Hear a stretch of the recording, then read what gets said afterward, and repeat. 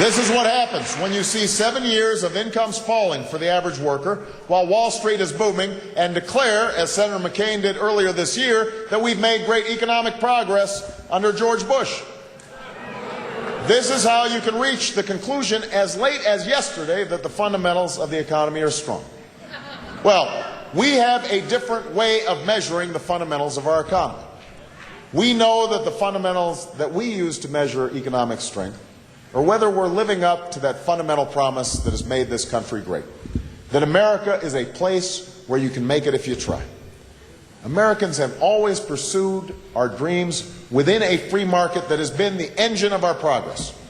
It's a market that's created a prosperity that is the envy of the world and rewarded the innovators and the risk takers who've made America a beacon of science and technology and discovery.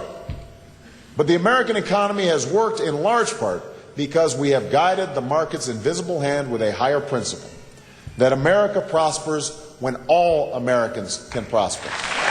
That's what we believe.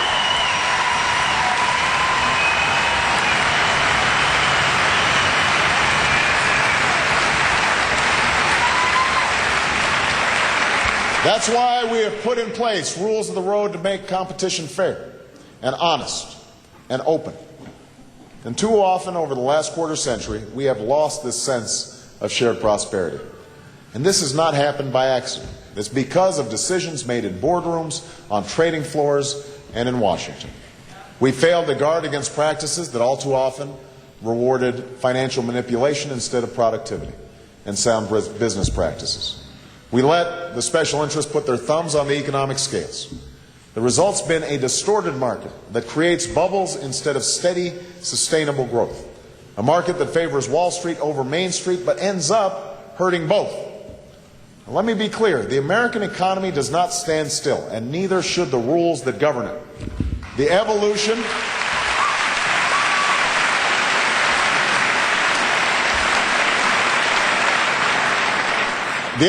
of industries and new financial instruments often warrants regulatory reform to foster competition and lower prices or to replace outdated oversight structures. Old institutions cannot adequately oversee new practices. Old rules may not fit the roads where our economy is leading. But instead of sensible reform that rewarded success and freed the creative forces of the market, too often we've excused an ethic of greed, corner cutting, and inside dealing that threatens the long-term stability of our economic system.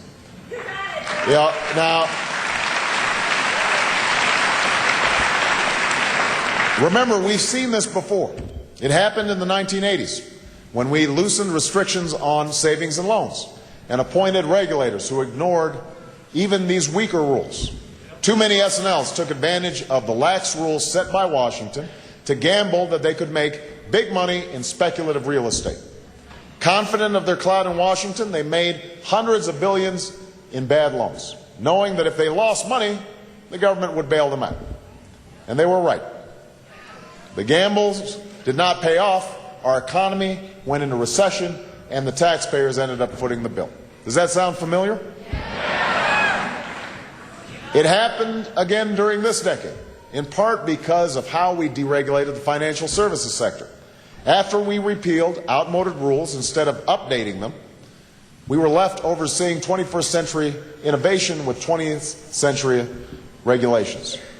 When subprime mortgage lending took a reckless and unsustainable turn, a patchwork of regulators systematically and deliberately eliminated the regulations protecting the American people, and they failed to raise warning flags that could have protected investors and pensions American workers count on.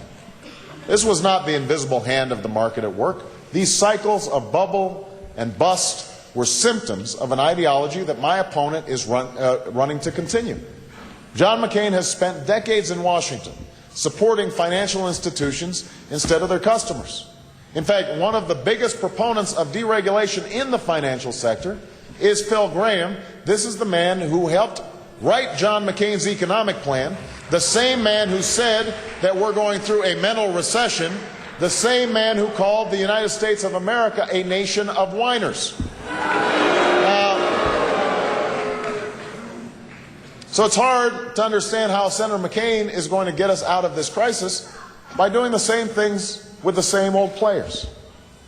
Make no mistake, my opponent is running for 4 more years of policies that will throw the economy further out of balance.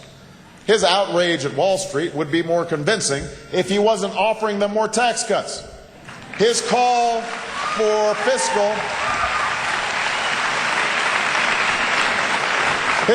fiscal responsibility would be believable if he wasn't for more tax cuts for the wealthiest Americans and more of a $1 trillion war in Iraq paid for with deficit spending and borrowing from foreign creditors like China.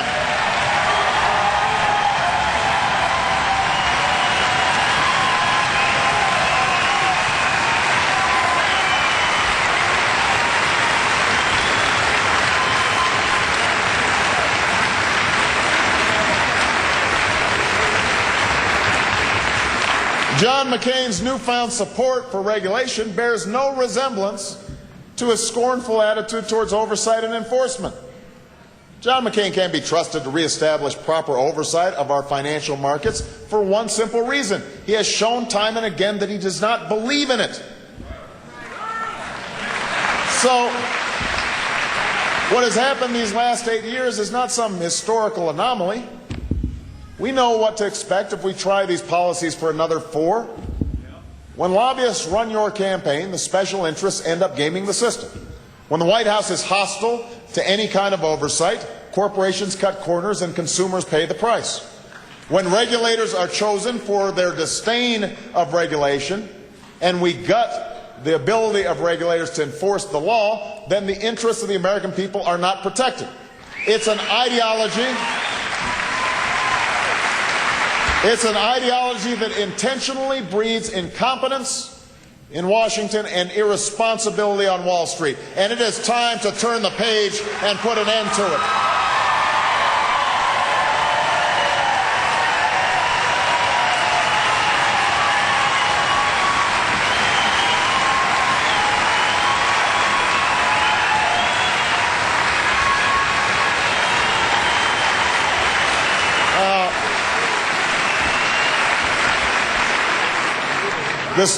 This morning, instead of offering up concrete plans to solve these issues, Senator McCain offered up the oldest Washington stunt in the book.